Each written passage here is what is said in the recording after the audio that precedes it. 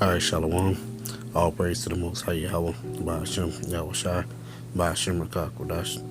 Double honors to the apostles, the elders, great millstone, who well. Peace and salutation, you brothers, hopefully Christians, word and truth and sincerity. So this one here is, what are we working for? You know, why are we working so hard? What will be the big payoff? Okay? Because in this thing, you're working hard physically, mentally, and spiritually. Okay, you're always constantly being attacked. Dang near physically, well, shoot, physically, mentally, and spiritually all the time. Okay, so what is this hard work for? You know, while we're constantly under attack, you know, what do we have to show for it?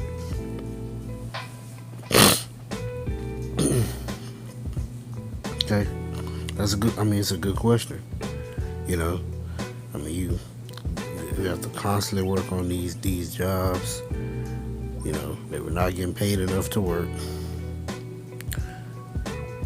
We have to constantly, you know, deal with issues in the world. You have to constantly deal with, you know, if you got sicknesses or ailments in the body. Yeah, then you have to constantly deal with the spiritual aspect of it, of you know, trying to continue on the righteous path. You know, trying not to fall off. Do what's pleasing unto Yahweh B'Shem Yahweh Shai. Yeah, the list goes on and on and on. It's just hard work. Okay? It's no light thing. So you're saying, so generally what keeps you motivated is the end result, is the finish line, is what will you gain out of this. So I ask, what are we working for?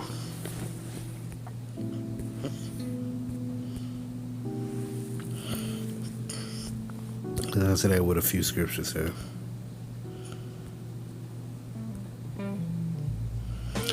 This is Isaiah chapter 11, verse 1. And there shall come forth a rod out of the stem of Jesse, and a branch shall grow out of his roots. This is a prophecy of Yahweh Shai. And the Spirit of the Lord shall rest upon him, the Spirit of wisdom and understanding, and the Spirit of counsel and might, the Spirit of knowledge and the fear of the Lord. And shall make of him a quick understanding in the fear of the Lord, and he shall not judge after the sight of his eyes, neither reprove after the hearing of his ears. Okay, this is why he says, "You seen me, you seen the Father." You know, Yahweh Shai comes in the stead of the Father. Okay, so whatever the Most High Yahweh would do, that's what Yahweh Shai would do. That's what Yahweh Shai does. But with righteousness shall he judge the poor, and reprove with equity for the meek of the earth. He shall smite the earth with the rod of his mouth, and with the breath of his lips shall he slay the wicked. And righteousness shall be the girdle of his loins, and faithfulness the girdle of his reins. Here we go. The wolf also shall dwell with the lamb, and the leopard shall lie down with the kid, and that kid is a baby goat. And the calf and the young lion and the fatling together, and a little child shall lead them. So our children will be able to play with the animals, okay, and not be in fear of their lives, okay. And the cow and the bear shall feed, and their young ones shall lie down together, and the lion shall eat straw like the ox. So animals won't be killing each other. Okay. The lion will be, like I said, it's gonna eat straw. It's gonna be eating the grass, the herbs of the field. And the suckling child shall play on the hole of the asp, and the weaned child shall put his hand in the cockatrice's den. Okay. You'll be able to play with serpents, and not worried about being bitten.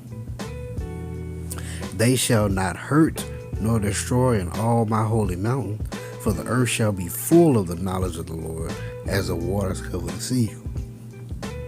So no one will oppress or be at war, especially with the Israelites. Okay.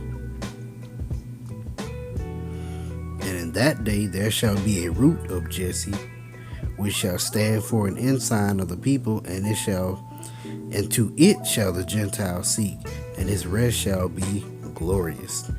And it shall come to pass in that day that the Lord shall set his hand again the second time to recover the remnant of his people, which shall be left from Assyria, and from Egypt, and from Pathros, and from Cush, and from Elam, and from Shinar, and from Hamath, and from the islands of the sea. Okay, so we're working for salvation and peace. Okay, no more war, and ultimately being saved out of Babylon the Great, and in the various other places on the earth. Ultimately being saved out of captivity. Okay, this is a quick one here. Job chapter 5 verse 23. For thou shalt be in league with the stones of the field, and the beasts of the field shall be at peace with thee. Like I said, we don't have to worry about, we can be around animals and not have to worry about them devouring us. We will finally have that dominion over the animals again. Zechariah chapter 8 verse 1. Again the word of the Lord of hosts came to me, saying, Thus saith the Lord of hosts, I was jealous for Zion with great jealousy, and I was jealous for her with great fury.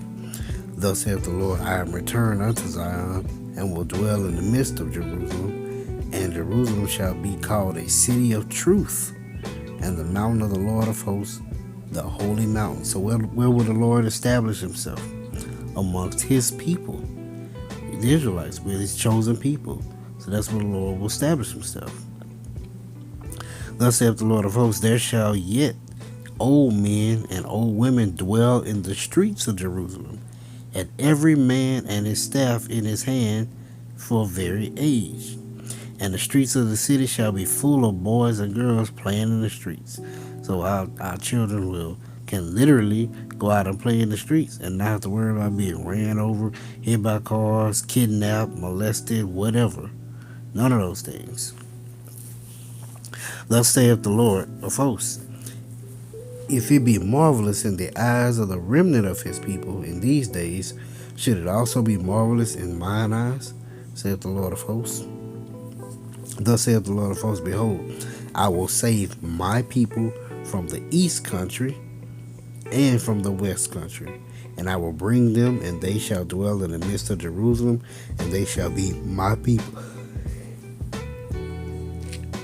and I will be their power in truth and in righteousness. That's why I said salvation. That's another thing. We don't have to worry about reparations.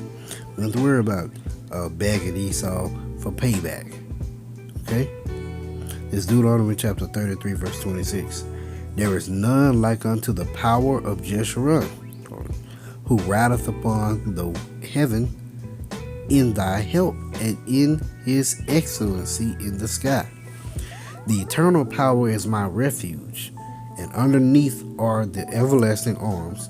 He shall thrust out the enemy from before thee, and shall say, destroy them.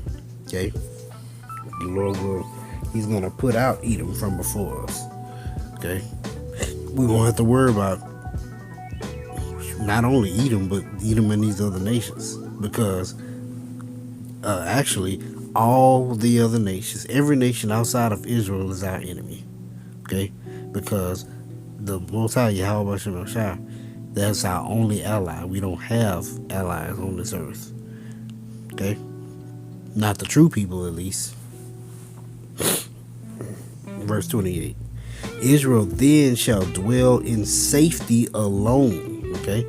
We will be by ourselves. I mean, when I say by ourselves, we won't be mixed in like a gumbo pot, like here in Babylon the Great. We will have that will be our land. Okay? The fountain of Jacob shall be upon the land of corn and wine. Also his heavens shall drop down dew. Happy art thou, O Israel, who is like unto thee, O people saved by the Lord, the shield of thy help, and who is the sword of thy excellency? And thine enemies shall be found liars unto thee, and thou shalt tread upon their high places. Okay, so we working for vengeance, payback, repayment, salvation, and safety. All right, that's what we working for. Okay, so call for Lord Yahweh Bashem Shah, Bashem Kakwadash. Hope you edified. Shalom.